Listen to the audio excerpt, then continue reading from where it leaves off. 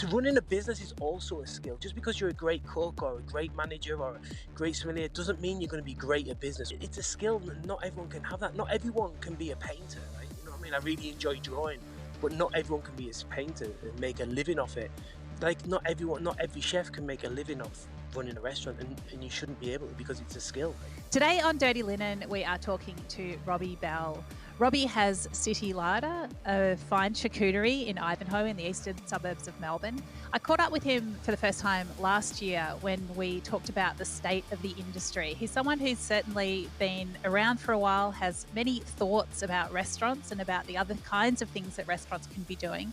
And in a way, it's as though he had some kind of sixth sense that something big was coming, because he was positioned unusually well for a pandemic. Or do you think that's a fair thing to say, Robbie? And welcome.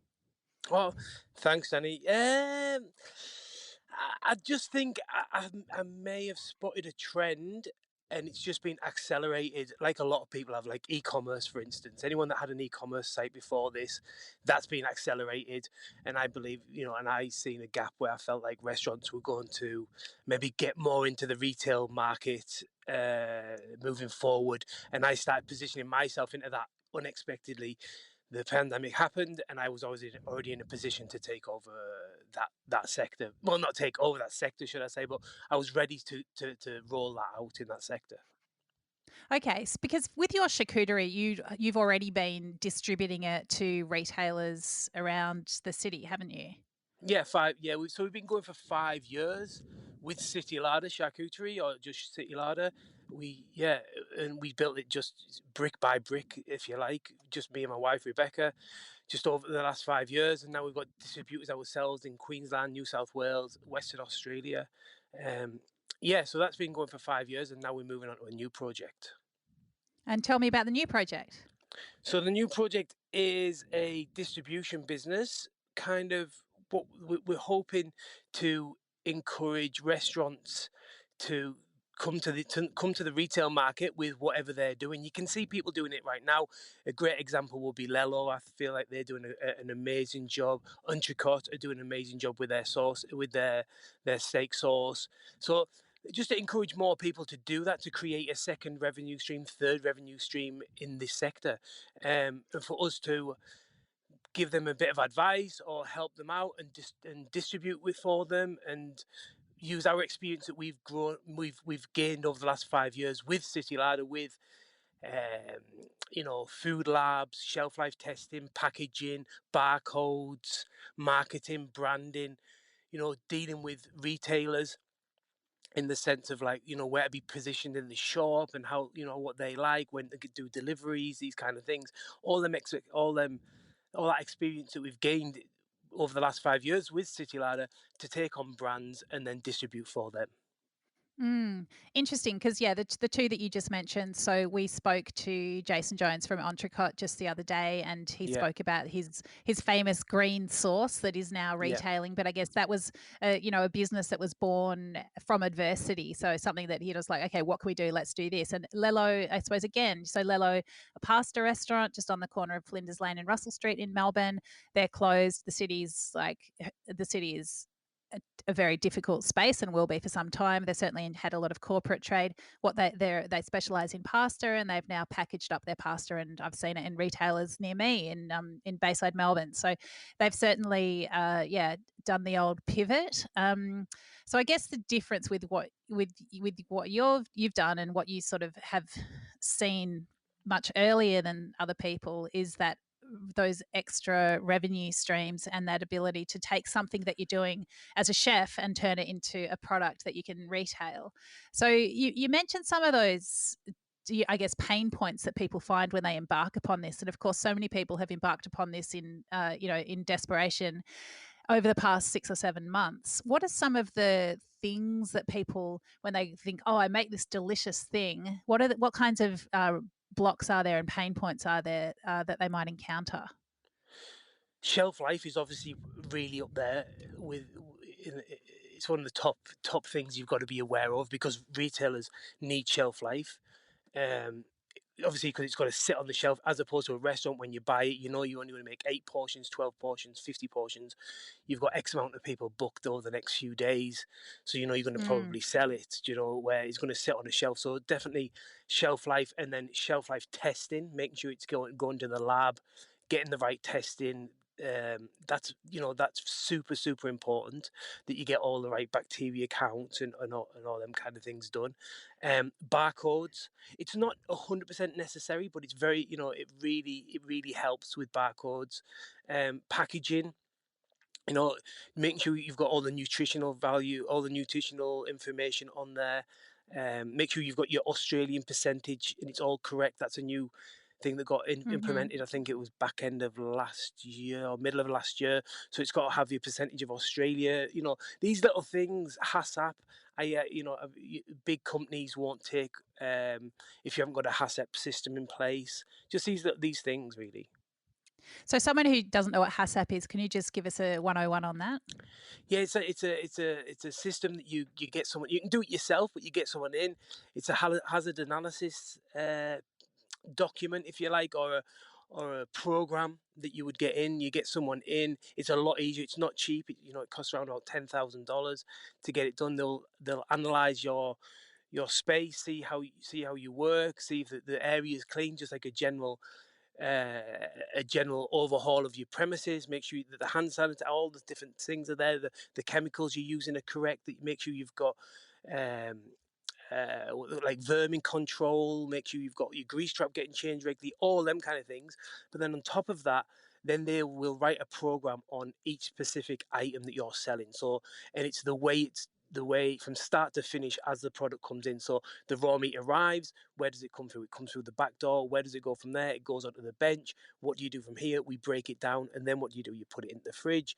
Then what do? Then you mince it, and then what? And it's just that stage, pop, pop, pop, all the way through. And then how do you cook it? We put it in the oven. 1 hour 150 degrees for 1 hour and 40 minutes, and then we bring it out, we probe it, we put it on the bench, we let it rest, we do it that, we bring it down to temperature at this time, we check the temperature after 2.5 hours, after 4 hours, make sure all these systems are in place, and then he'll say these are the areas where you could go wrong, just make you aware of them, and then it gives you things that you got to fill in, sign, a bit like you do with like fridge temperatures in restaurants, but Mhm. just more Yep. in depth. So the terrines went in at this time. They were this temperature when they started getting made. They were this temperature when they went into the oven. They were this temperature when they come out of the oven. They were this temperature after they come out of the oven after 2 hours. There was this temperature after 4 hours. And just monitoring everything. Batch numbers, recall. Make sure you've got your recall system in place just in case someone finds something. Someone's sick off batch number 7763, how are you going to call back 7763? How are you going to get all them back from the stores? You've got to do recalls, mock recalls, these kind of things. It's so comprehensive. I guess it's the kind of thing that if you want to get food onto an airline or something, that they make that sort of stuff's Yeah, compulsory. if you want Not big not that it's much yeah, food's going onto airlines right now, let's say, yeah, but probably yeah, it's yeah. any yeah, I guess any of those big companies where they need every I dotted and every T crossed, then you definitely need your hats up. And the shelf life testing I find really interesting. So is that something that has to be done in real time, or is there a way of Yeah, well, accelerating that you, process? you can do accelerated shelf life testing if you need it quickly, but generally not. It's more expensive, and generally you don't. We've only ever done that in 5 years. I think we've done it once because we need the product to market really quickly. It was actually when the pandemic hit. We wanted to get the meatballs on the shelves quick, so we did an accelerated shelf life testing. But generally, what you do is you will give them, let's say you want to get 5 tests done, so that would be like week one, always week one. When they take it, they'll say, when did you make it? We made it on the 1st of January, for instance. They pick it up, they'll check it on the 3rd, when by the time they get it to the lab, and that's their baseline. They'll see it's got 3,000 whatever it is. I don't even know all the technical terms for the Yeah. bacteria, but 3,000 whatever it is. And you'll say, okay, can you test it after 4 weeks, and then after 6 weeks, after 8 weeks, after 12 weeks, and then they'll test it all the way up, and they'll see how the bacteria grows, and then and then they'll give you a shelf life test from there and say, we recommend that that it only goes on the shelf for this amount of time.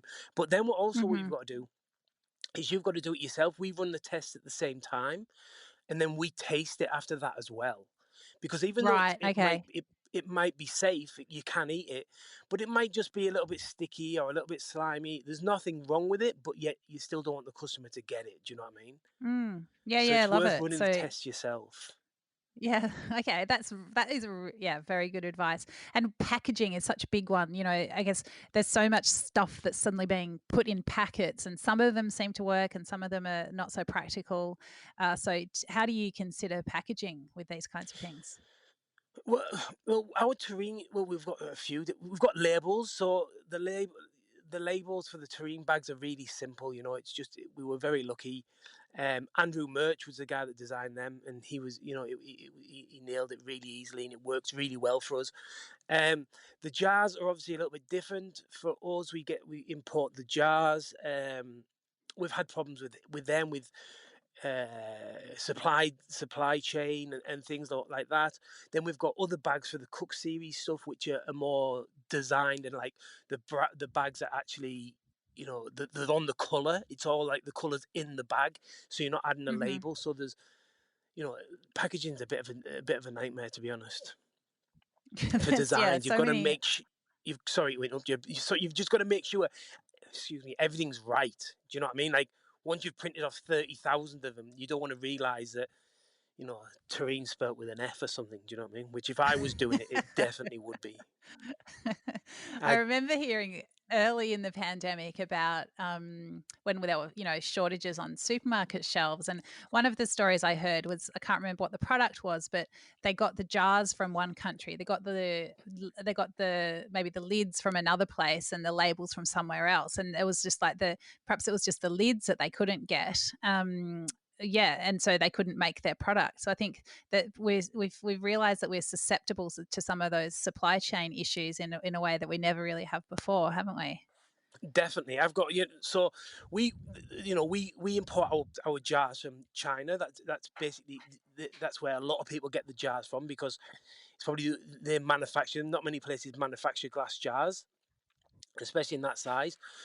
And because of when the pandemic hit, we had a massive lull, and then we had all that panic buying, and we got absolutely hammered on the jars, and we were going to run out. I estimated we were going to run out by about 3 pallets by the time we could get the next shipment here. So we had to fly 3 pallets of jars from China in the middle of the pandemic, and to get 3 pallets of jars from China to Melbourne into Ivanhoe cost us over $12,500. Whoa. Was it Yeah, worth it? so we didn't make money on any pate for a few weeks, but I'd rather not make any money than not have the supply. You know, that was my fault. So, that was we had Yeah, to cop that. interesting. Yeah. Wow. Yeah, really interesting. And what about barcodes? How do you go about getting a barcode? So you know what you do? You find someone that does them. You don't try and do them yourself. That's the first thing that you do, because it's not easy to deal with these people, and especially if you're small. So you want to go to a company or someone that does do barcodes, who knows it inside out. And I think it's GS1 it is GS1 that we use. This isn't really my forte. My wife Rebecca generally looks after all these kind of things, because it involves a lot of emails backwards and Yeah. forwards, and that is definitely not what I'm into. But yeah, I know we use GS1, and I know we found someone to do it for us, because Beck was pulling her hair out trying to get it organised, and Yeah. yeah, I guess with a lot of these kinds of things, and as you're talking more about it, it's like, there are some things that you want to do yourself, and I think it's amazing to do. That's such a good idea to do that shelf life testing from a taste point of view. And there are some things that you want to outsource. So obviously, you're running a business where people can outsource the sales and distribution to you. But if someone wanted to do their own sales and distribution, what kinds of things would you suggest? I've got my great sauce, I've got my shelf life sorted out, got my barcode, got my great packaging. Now, how do I get it out there? well.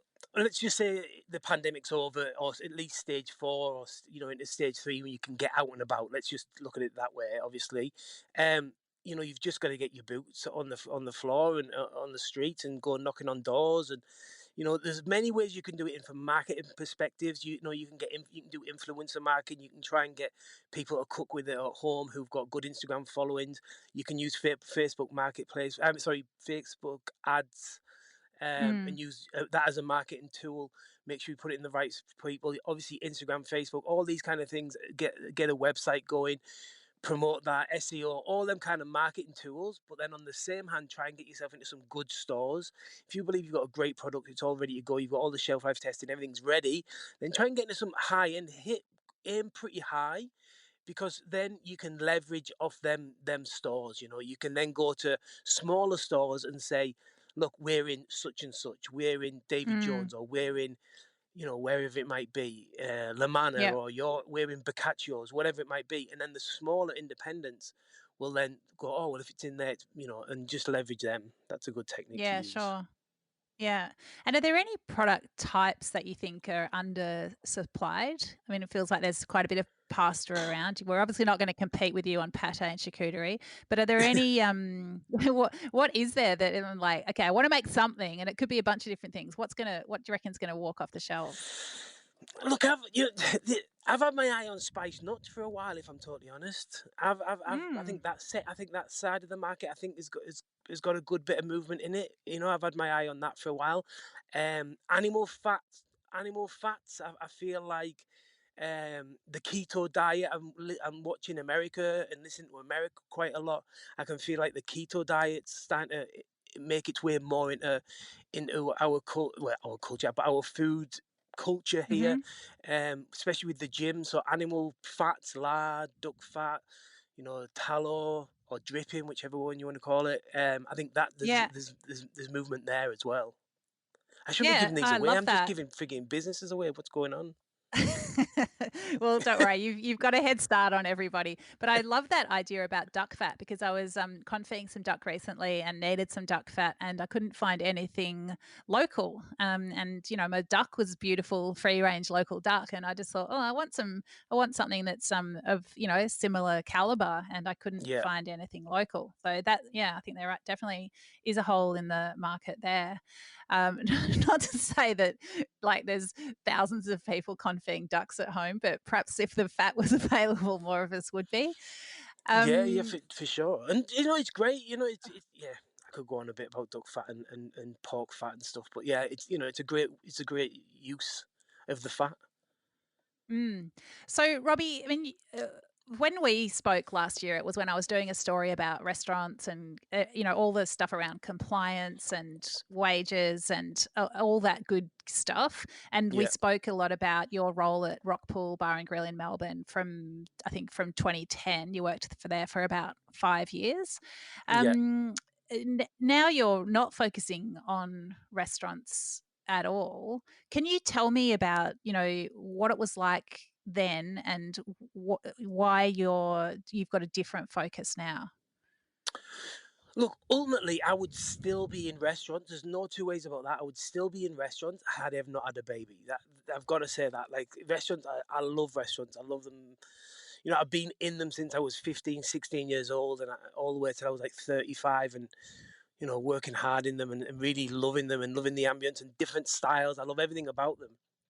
But having a baby, I just wanted to give more time to that. I just didn't want to be working weekends and I didn't want to be working nights, and I wanted to be there on football and going to swimming and all these kind of things. So that's why I come away from the industry in that area. And what was the question? What was it like? What is that? What you said? Sorry, I got a bit Well, confused. Oh, well, I not mean, confused, but when lost. Well, I probably asked 2 questions at once, which isn't very helpful of me. But I guess when we spoke about the rock pool days, and it was in the context of, working hours and working over the hours, and you said that you were pretty, it was just how it was. You were really happy to do it. You didn't feel like you were being taken advantage of. You felt like you were on a career trajectory that was you were on your own train, and this is what you wanted to do to improve.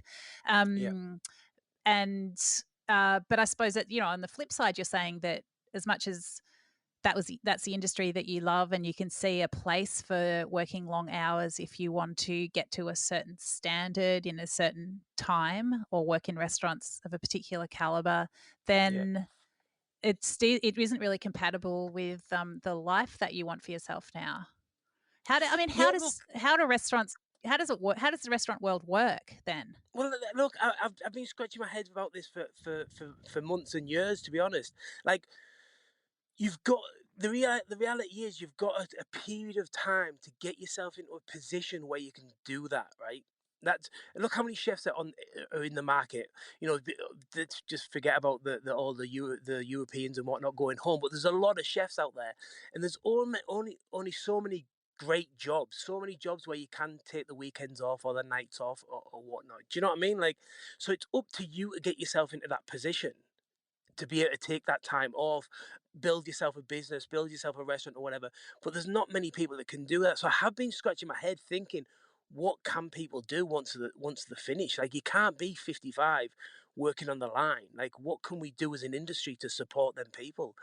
And this is maybe one option that can build a business on the side. Um, yeah, I guess I don't really know the answer to that question, really. Do you know what I mean? Like, you've only got so long is what I've been coming to and thinking about quite a lot.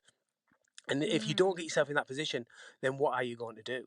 Yeah, it's a really tricky one, isn't it? I mean, so the culture in many restaurants has changed, where people are doing fewer hours, and that overtime isn't necessarily part of the culture in places where it once was. Do you feel like what do you feel like we can have the same kinds of restaurants where people aren't doing the same kinds of hours? Well, I think we can, like, but I don't agree with that anyway. The hours thing, like, you should be able to do as a human what you want to do. Don't forget, nothing. These restaurants aren't prisons. First of all, do you know what I mean? Like, at Mm, any point you're allowed to leave. It's not a sentence. So if you want to work them hours, especially for free, I've worked many months for free, months on end for free, and I feel like I didn't feel like I was getting taken advantage of. I was felt like that the ratio to what I was learning to what I was giving was fair. I don't think that's I think that hours thing. You should be able to make your own choice. Do I think restaurants can survive the same? Well, obviously, if you need more staff, well, then that's another cost taken off the bottom line. So there's going to be something that has to give. In my opinion, I think the prices need to go up. I think that is a fact. I feel like weekend rates should be up. Like, I've said it before to other people that you wouldn't get a plumber to come out on a Saturday night at 6 o'clock when you've got your shower's leaking. You wouldn't expect him to charge the same as you would on a Tuesday morning at 10 o'clock. Do you know? Like, you wouldn't do that. The same as if the airlines were operating, you wouldn't expect to mm, go, peak season, Easter holidays, kids on holiday, kids, finish from school. The price wouldn't be the same as like a wintry, November. Well, that's European, but a wintry month. It's going to be cheaper because it's less in demand, supply and demand, and maybe that's the same in restaurants. Maybe on a Sunday lunch is going to, if for the same dish, it would be cheaper on a Tuesday afternoon. Do you know? Excuse me. Do you know what I mean? Like, maybe that's the goal. mm. There's maybe room there. The prices, I keep hearing that since the GST came, prices haven't changed. It's like I don't know much about that. It's just what I've heard. I think that the prices of that the prices need to be looked at for Mm. sure in restaurants. Um, but ultimately, I think restaurants are also incredibly difficult places to run, and rightly so. They should be difficult to run. There's a lot of moving parts, and you're trying to create something really special, and not everyone can do that. It's interesting that you say they should be difficult, like, because they are complex. I mean, can you talk a bit more about that? Why should it be hard to run a restaurant? Well, it should, because it's a skill. It's an absolute, like, this. To running a business is also a skill. Just because you're a great cook or a great manager or a great sommelier doesn't mean you're going to be great at business. We've seen this in many occasions over the last few years where sommeliers or chefs have gone to open restaurants and it hasn't worked out for them. So that it's a skill. Not everyone can have that. Not everyone can be a painter, right? You know what I mean? I really enjoy drawing, but not everyone can be a painter and make a living off it. Like, not every chef can make a living off running a restaurant, and you shouldn't be able to, because it's a skill, right? Interesting. I mean, I think a lot of skilled restaurateurs have been sorely tested over the past 6 or 7 months, and we're definitely not out of the woods, especially in Victoria. It's going to be a super tricky environment well into next year, and I think everyone's wondering what's going to happen when JobKeeper, when the taps turned off there. What do you think it's going to be like? Look, when JobKeeper gets turned off, well, I think it's going to be a bit of a shit fight, isn't it? Let's be honest. I think it is. Like, I, it's really hard to say. Are the customers going to come back to the market, and everyone might be rammed and it's all good and well, but it depends how far in the hole you are. Like it depends how much you've over leveraged. For instance, like if you've been having to pay half rent in the city. And God knows what your rent must be. If it's 100,000 a year, 200,000 a year, and you've been having to pay half that for this amount of time, have you gone too far? Like, have you got enough money to pay people out? Have you got enough money to, like, let's say you don't take all the staff and it doesn't build up, have you got enough to pay all the holidays and all the rest of it? Maybe you owe suppliers, and when it all closed down, you didn't pay the suppliers because you couldn't, and the suppliers are supporting you, but you maybe owe 30 grand to suppliers, and have you got the money there to pay them to get them supplying you again? Do you know, it's so complex. It is incredibly complex, and there's so many moving parts. Like, I think the people who are on the restaurateurs that are on the front line, who are in the businesses, they're on the stove or on the floor. I think they've got probably a better chance than someone that isn't doing that, in my opinion. Yeah. Yeah. I guess because perhaps they can be more nimble in decision making, and perhaps there's a few not as many layers of the business to work through to be responsive to whatever it is that. Exactly. They can make decisions, from their gut feeling, and if they've had a successful business before, I'm sure, well, for definite, they'll be able to make them gut decisions again.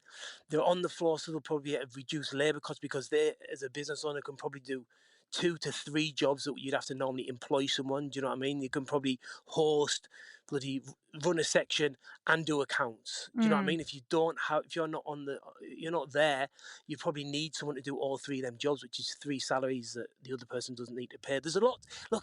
Think about a restaurant and how many moving parts are in it. It's amazing that anyone even gets any food, let's be honest.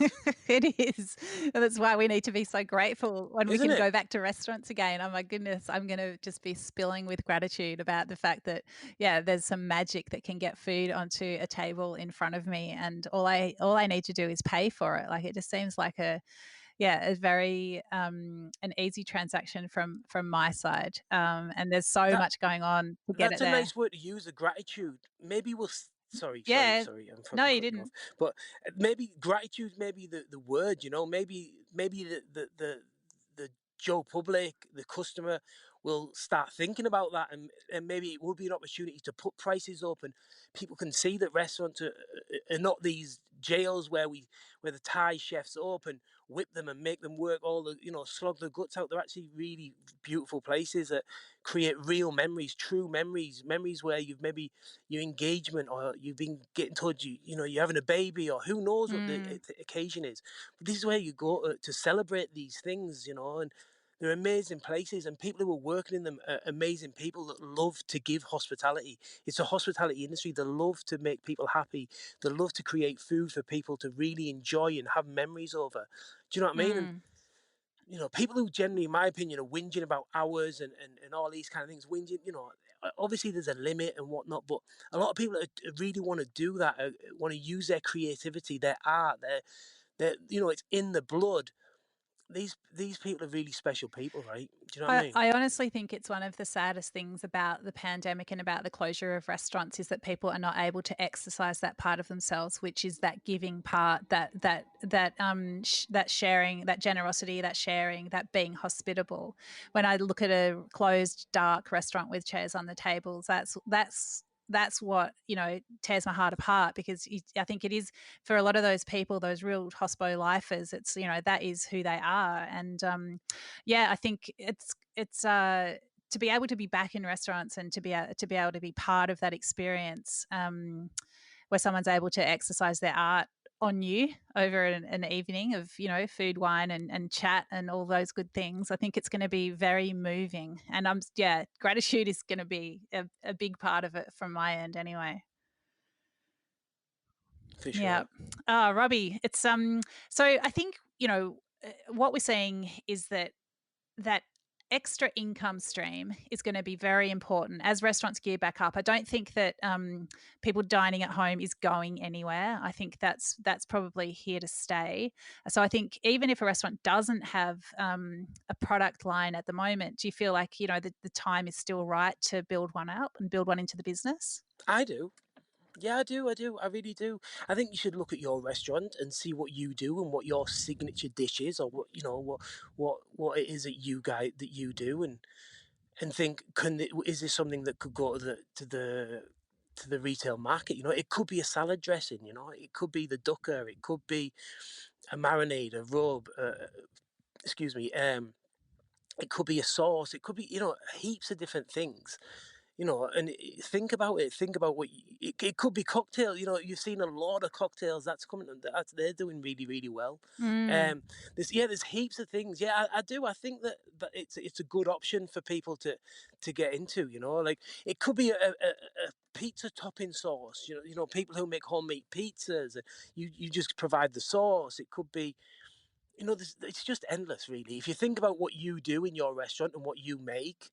A burger topping, I could keep going. Do you know what I mean? Like a burger sauce. It's just endless, isn't it? Yeah. Oh, it's fantastic. And I guess even if you don't have it distributed into other retail stores, it's just something that, if you just have it available for people to buy as they leave, it could be an extra 15, 20, 30 bucks on top of a meal. And that's brilliant, hey? Definitely. I guess it's like in that angle, what you're talking about is what it could be. It's almost like a bit of merch. People do the T-shirts, the caps, the aprons, but that it also could be another piece of merch, effectively. The seasoning, like just a salt and pepper. You might just get someone a co-packer and make you a salt and pepper, and it's literally just your salt and pepper. You make a little blend up or whatever, you put it on all the tables, and you put your branding on it, and you just sell a nice little salt and pepper shaker. That's it. And you never know where that can lead to. Yeah, brilliant. Robbie, I reckon you've shared so many good ideas. I hope you haven't given away your whole business to us today on Dirty Linen, but it's fantastic to have a chat here where you're at. And I wish you all the best with City Larder, and really thank you very much for coming and having a chat to me today. No drama at all. Thanks for having me. And look, my heart goes out to everyone that in the restaurants and whatnot, and we'll be there to support you when you open. That is for sure. This is Dirty Linen, and I'm Dani Valent. We air the issues that the hospitality industry finds hard to talk about. We spend a week thrashing around each issue, hearing from different people with unique perspectives. We want to hear from you as well.